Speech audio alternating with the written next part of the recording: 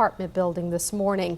Authorities say the sanitation workers saw smoke and flames coming from the Chili Avenue house around 7:30 this morning.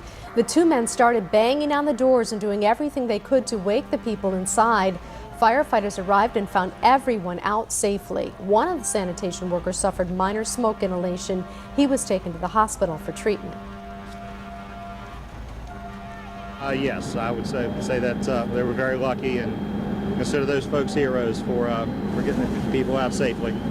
Irvin Dillard was one of the people who managed to escape the fire. He lived here for 15 years. Glad everybody got out, but stuff you work hard for, you always see it on the news.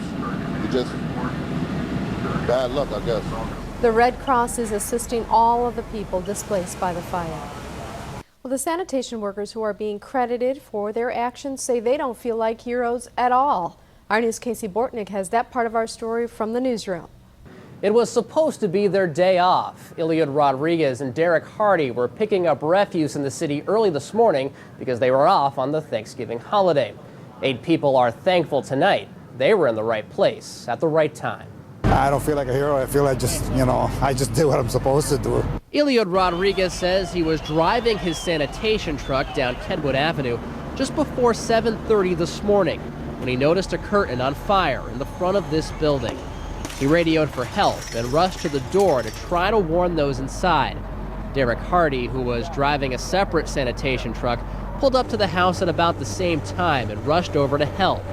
Rodriguez kicked a side door in to get inside. He and Hardy then rescued a little boy and his mother on the first floor, who were unaware the house was on fire. Both then started banging on doors and ringing doorbells until those living on all 3 floors were woken up and helped out of the house. Many are already calling these two heroes, whether they like it or not.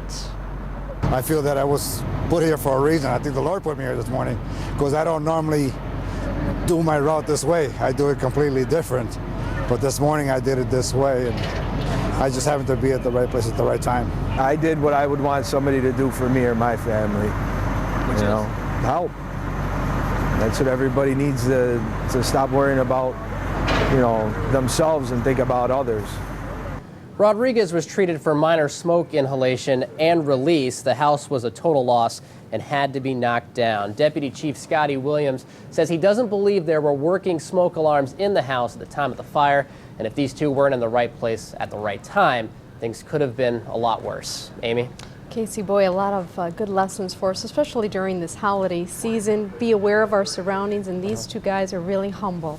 Yeah, absolutely. I mean, they didn't want the recognition. They both received calls from the mayor, and they're going to be formally recognized in the coming weeks. But they just feel like they were doing what anybody else would have done, and that they're just proud to be able to help.